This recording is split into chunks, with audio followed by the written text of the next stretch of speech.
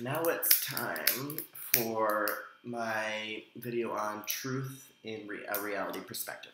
Because a lot of people can talk to you, a lot of people can host conferences and stuff and talk about stuff and just literally talk out their mouth. They don't actually have experience or they don't actually have the certifications or anything like that to be talking about it. Some people are never homeless. They can't talk about homelessness because they're just fucking talking out their ass.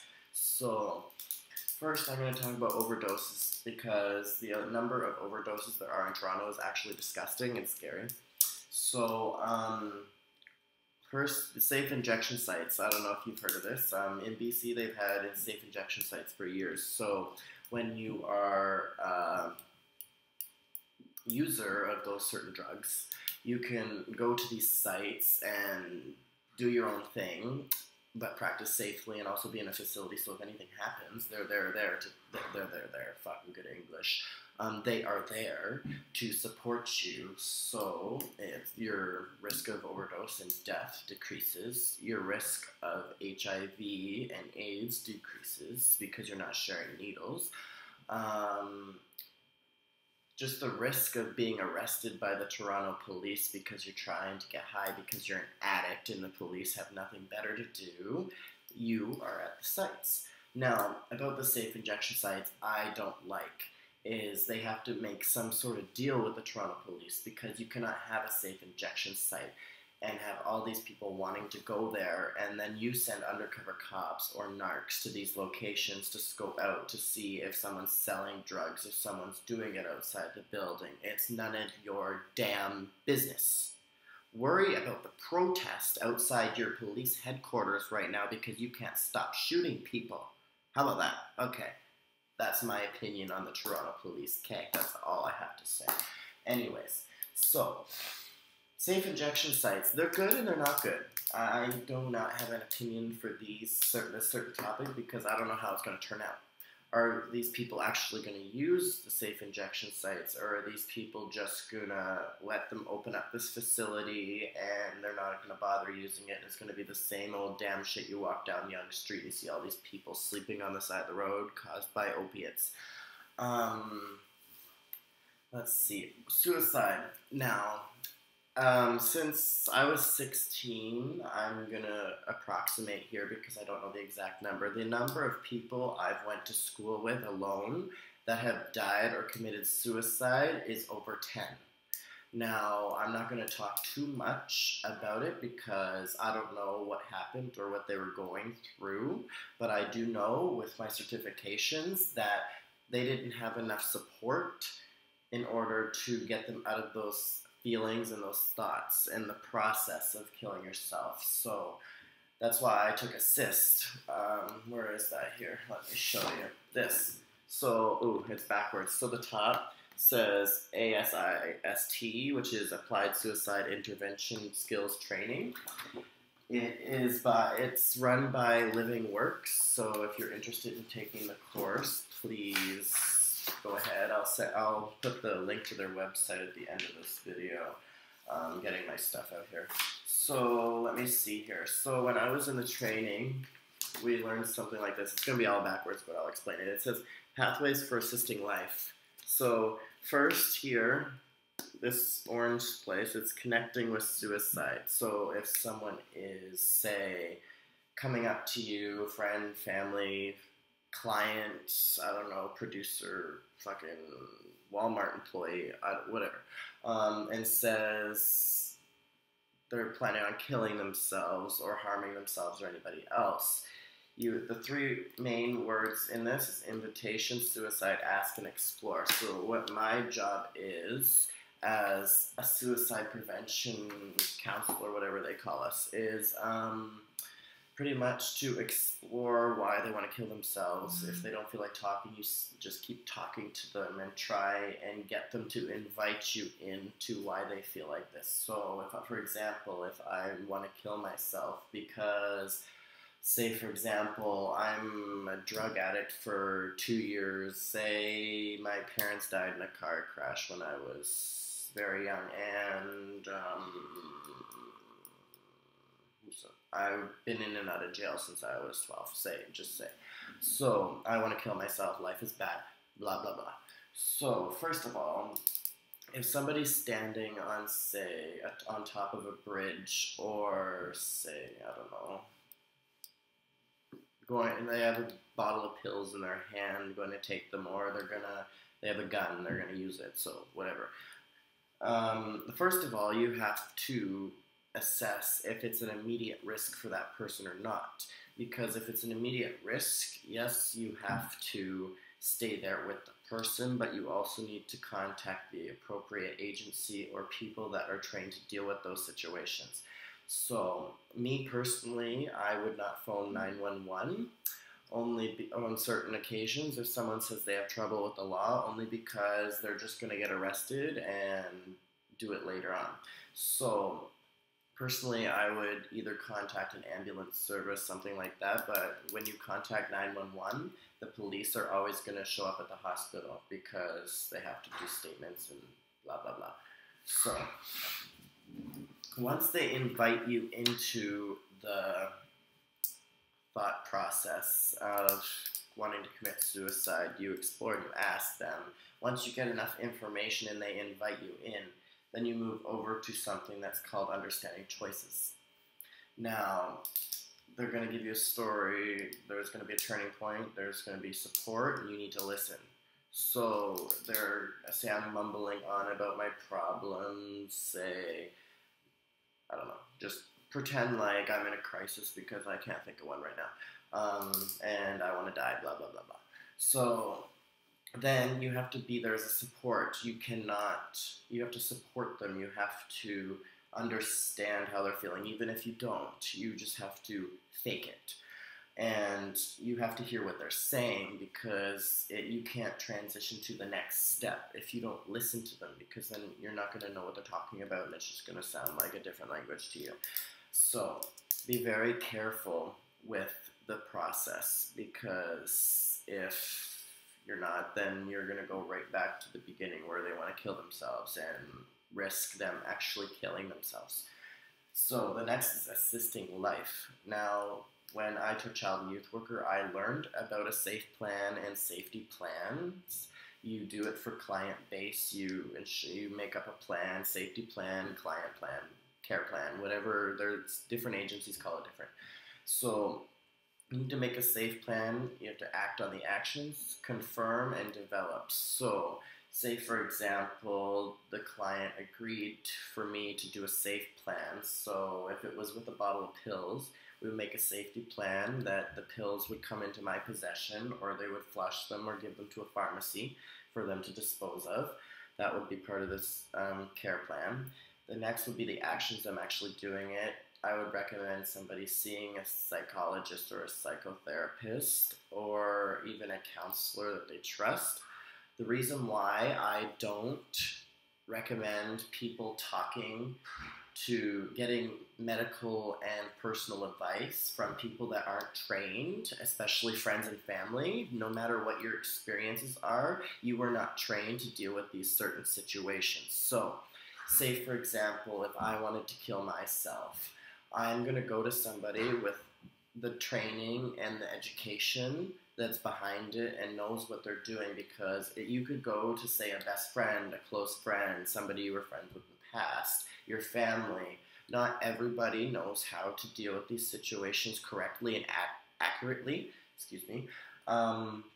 You get the wrong advice from somebody, it could be really, really critical to your self-care and your own self-protection. So, developing a plan. So the way the care plan looks, I wonder if they put one in here. I don't think so. So let me just draw one quickly so you know what it looks like. This is going to be really shitty. That's why I'm not in an art degree. So, care plan, date, situation, supported. Excuse me. Oh, I thought my screen turned on.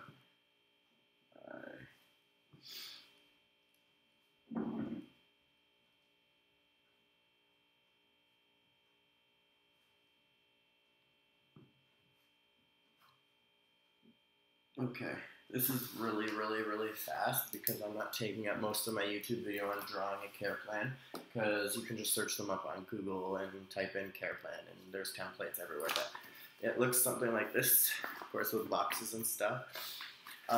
First is the date, of course, of the certain thing going on in your care plan, the situation. So say the girl is going to take a bottle of pills. So the recommendation might be Narcotics Anonymous. So you'd put addicted to pills, seeking Narcotics Anonymous, care plan supported by, it would either be the counselor, the social worker, somebody. And then even people that aren't in these fields can do a care plan. They just can't follow through with it.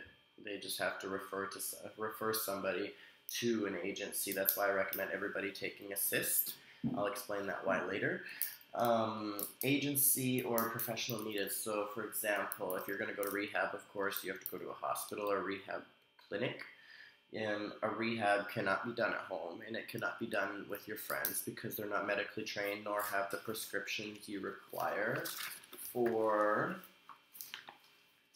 treatment. So what I'm going to focus on, let me see, this is the book that I got. I'm just refreshing my memory because the 17-hour training almost killed me. I'm still exhausted. I'm drinking so much more damn coffee today than I usually do. I think that's it for this book. Just pretty much, if you feel someone's in danger, please don't hold back by not calling 911 because, yeah, 911 is a very important thing. Suicide is an emergency, so it needs to be dealt with immediately. Another thing you could do here is have a keep safe connection sheet. So mine looks like this. It's all different sort of agencies to deal with every single situation you could possibly think of. And I write the numbers in of the places closer to me because, yeah. So if someone's in need, I can pull that sheet out. And I can also assist them. So if they need a counseling doctor, whatever, I have all the information there. So the next thing I'm going to show you, in case any of you are interested in programming, I've done all these certificates. First is Assist, which is Applied Suicide, what's it called? Where's my, I can't even remember, I'm so tired. Applied Suicide Intervention Skills Training.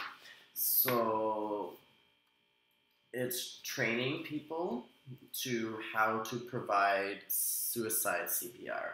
So the difference between normal CPR and suicide CPR is suicide CPR isn't when they have completed suicide. I say completed suicide. I don't say committed suicide because I don't believe, and the people that I've known that actually have completed it, I don't believe they commit anything or they're doing anything wrong. They're in a certain mind state and they made the decision. It's very terrible and upsetting thing for many people around the world. So when I say completed suicide, it sounds more politically correct and it sounds more respectful to say completed than committed because you're not committing anything. So back to this is Suicide Talk. Anybody can do this. It's a 2-hour web thing like you're watching on me right now pretty much. And it's Suicide Talk. It teaches you about should we talk about suicide. So should you talk about suicide with your children, your family, your friends? Should you talk about it at functions, certain stuff? It's just, I feel it's very important. Suicide to hope. Now, you don't really need suicide to hope unless you're working in a hospital setting or a clinic setting or social services, that kind of stuff. So you could take it if you want to, but unless you're working in a setting with child and youth, social services, that kind of stuff, I really don't recommend it. Safe Talk is teaching you how to talk safely. So say for example, I was with a client right now. You tell the client, whatever you tell me in this room is confidential. Everybody knows this. Unless you say you're going to harm yourself or others, then it stays in this room. Of course, everybody knows that now. So The reason why I'm talking about suicide is it's very alarming to me how many people are killing themselves in society. It's actually quite shocking. Now, I feel it could be prevented. I really do. That's why I encourage more people to take assist, because you need two people to teach assist to people, but you only need one to save a life. So that's the bonus part about assist, is if you can go home at night knowing you saved someone's life, then what else? What else would you want? Would you want them to not kill themselves? Well, you just saved them from not killing themselves. So at the end of the day, another training I would like to bring up to people is naloxone training. If nobody knows what naloxone is, it's a drug. People, paramedics, social workers, we all carry them. I carry a kit in my purse. So if I'm walking down the street, say for example I'm walking down Queen Street or King Street, and there's somebody overdosing on opiates, so heroin, Oxycontin, morphine, methadone, Percocets, excuse me, or fentanyl patches. Those are just some,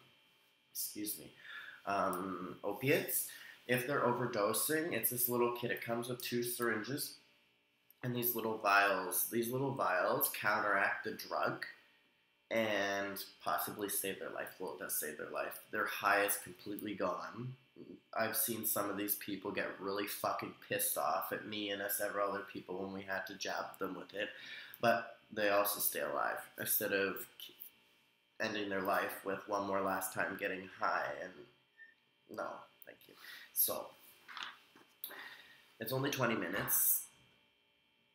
20-minute long training. It's actually quite simple. They can even come to you, so you don't have to go. It's run by the Works. It's at 277 Victoria Street, ground floor in Toronto, near Yonge and Dundas Square. I believe it's right by where the methadone dispensary is. I'm not too sure. I'm not too keen with that area. So it's right by City TV, actually, I believe. So in 20 minutes, you learn how to use it, of course. They can't just give you a kit. You have to learn how to actually go like this. It's not that difficult. It's a medication to reverse opiate overdose. So if they're overdosing on opiates, it reverses it, so it completely removes the frickin' drug out of the system and counteracts the drug. They might get a little pissed off at you because they'll say they weren't overdosing, but they were. So let them be mad at you, and you go home and you can sleep at night knowing that you saved someone's life. So you get, with this training, you get 1 free overdose response kit. When I say 1 free, that's actually a lot, considering I still have mine and I took this training 6 months ago. So I haven't, thankfully, had to use it, but at least it's there in my bag or my purse or my laptop bag, just in case anybody is overdosing on opiates in front of me. I can legally use it on them before the ambulance shows up. The ambulance have one of these kits too, but I'd rather be the response that's there now rather than something worse happening to them, and the ambulance takes God knows how long. So, training locations. Now, I'm going to say Toronto based only because I'm in Toronto. So, I'm not too sure everywhere else in Ontario where they offer this training. I think it's only in Toronto. Yeah, it's Prevent Overdose in Toronto. So, if you're in the Toronto area, the training locations, you can go to the Works at Monday to Friday from 10 a.m. to 4 p.m., or you can get the naloxone van to come to you on Wednesdays 2 p.m. to 9 p.m. You call them and the van will come to you. If you want to take it, it looks like this, the little kit. I don't know if you can see it. Like right here is the syringe. This is another syringe. These are the vials you put inside. This is a card saying you're certified to providing this service. And this right here is just a little It's like a little pamphlet explaining signs of overdose, but if you've taken school like me, then you know the automatic signs of overdose. So, certifications that I file important. So CPR, of course, I feel everybody in society should have CPR, at least basic CPR. Mine is an advanced CPR. Mine isn't just the lowest CPR, mine's advanced. So I'm trained just like the paramedics. Um, Non-violent crisis intervention. That is also good in case your friends are in conflicts, because if someone's coming at me, I'm trained how to remove myself and step back until somebody comes, like the police or whoever security's gonna deal with it. I'm trained to get someone's hand. If someone grabs me by the hair and won't let go, I'm trained to actually get their hand off me, and then I have to step back. So with these certificates, I cannot legally cause force to them or harm them because I'll lose my certificate. What's another good one to have? I'm trying to think. Now CPR. With CPR, you have basic CPR. This is what people get confused. CPR, unless you are a doctor or a nurse, you do not legally have to use your CPR. So if you're walking down the street and you see someone, I don't know, bleeding really bad or overdosing or, I don't know, seizure, I don't know. You don't have to use your CPR if you don't want to. You have the option of walking away. Now, when you have advanced CPR, you legally have to stop and perform CPR. No matter the cause, no matter the person. I could hate the person and I could really care less, but still I have to perform CPR. It doesn't matter who. I have to perform it at all times. If there's two people dying, then there better hope be someone else that knows CPR, because I'm not running back and forth doing it on two people. Hell no. So this year, talk more about this year. I feel that I've grown into the person that I wanted to become. I don't know if it was because of my recent breakup with my ex from 6 months of dating, or I've removed some very immature people from my life, or it's the new people that I'm bringing into my life. But I know for a fact that myself, with me building myself, with me doing something with myself, with me actually creating a life for myself, is the best thing I could have done for myself, because I was going down a really, really fucking shitty path when I first came to Toronto. I thought it was just partying and freaking getting high and fucking sleeping around and all this other extra shit. Like, at the end of the day, nobody gets a manual on how expensive Toronto is, how difficult it is to live in Toronto, and how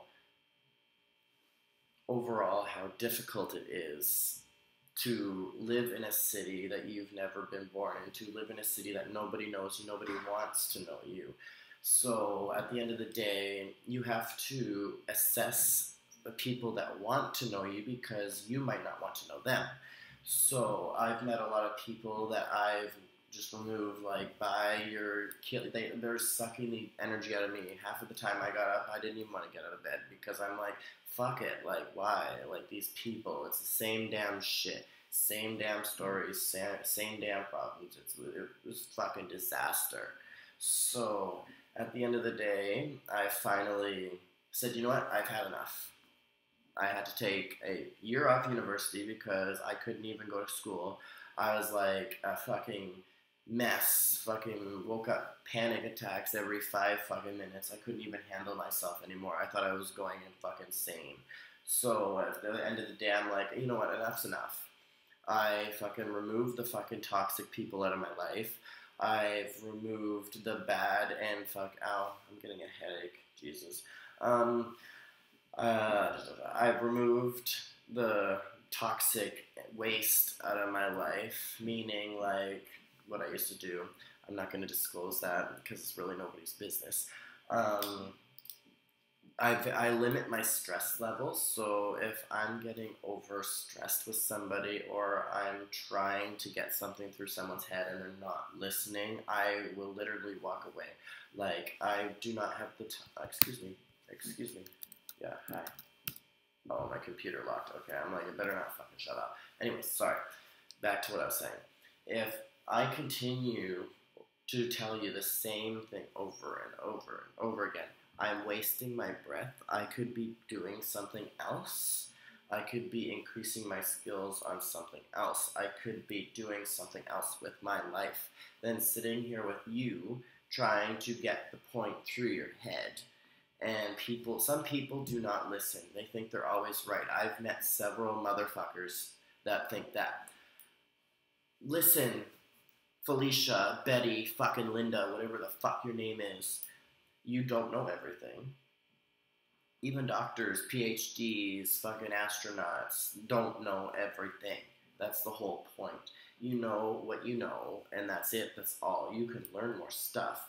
Don't be stuck up and think you're perfect, because, honey, you will be crashed down like no tomorrow. Fucking people feed off that shit. So, I'm very excited for next year as well, because I'm planning on making this YouTube thing bigger. Now, I do not want to tell you how right now, but it's going to take a lot of time and a lot of effort. So, like, I'm going to be very, very, very, very busy. So, like, this YouTube thing is good, but this time next year, I'm going to be working on something bigger. I'm already starting to work on it now with people. So when next year comes, I have several people working on stuff right now for next year, because of course the budget needs to be created and finances need to be applied for and everything else like that. So you can wait until then to find out why. So anyways, I'm going to end this with, I hope everybody has the most excellent Easter with their families, friends, partners, or by themselves, however you want to celebrate it. I'm going to be celebrating it with my bestie, probably with some wine. Well, she can have wine. I need vodka. So, I hope you all have a safe Easter. Please take into consideration the certificates that I just named. If you're interested and can't find the link, write on this video and I'll forward you the link. So, anyways, remember what I said. Don't eat too much chocolate. We don't need any more Jenny Craigs in this society, okay? Thank you.